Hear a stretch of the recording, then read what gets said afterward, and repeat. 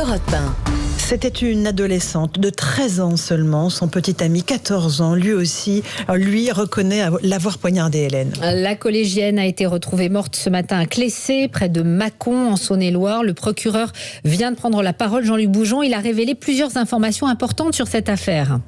Oui, effectivement, il a expliqué que le corps sans vie de l'adolescente a été retrouvé au petit matin derrière l'école du village par une habitante qui a immédiatement remarqué le couteau encore planté dans le cou de la collégienne, preuve du degré de violence dont a fait preuve son petit ami, un garçon âgé de 14 ans, qui a reconnu les faits en garde à vue, explique le procureur de Mâcon, Éric Jallet.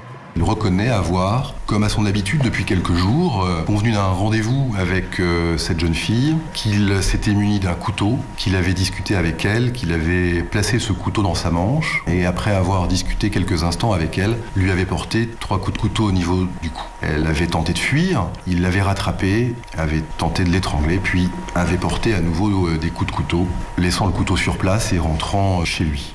Alors à ce stade, l'adolescent n'a pas donné d'explication à son geste. Il a juste dit qu'il voulait tuer quelqu'un, mais sans préciser ce qui avait provoqué son passage à l'acte. En tout cas, les amis de la jeune fille décrivent une relation compliquée entre les deux adolescents et même un garçon toxique qui menait depuis des mois la vie dure à sa petite amie. Écoutez Méline, l'une de ses camarades.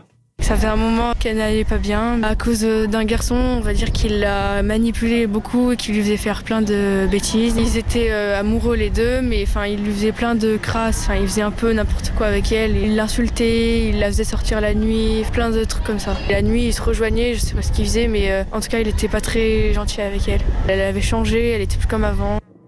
Alors l'adolescent qui va continuer d'être interrogé par les gendarmes, sa garde à vue peut durer jusqu'à 48 heures. Jean-Luc Boujon en direct de Mâcon, un adolescent qui risque 20 ans de prison. Dans l'affaire du refus d'obtempérer à Paris, le conducteur, interrogé par un juge d'instruction sur son lit d'hôpital, juge qui devra se prononcer sur une éventuelle mise en examen.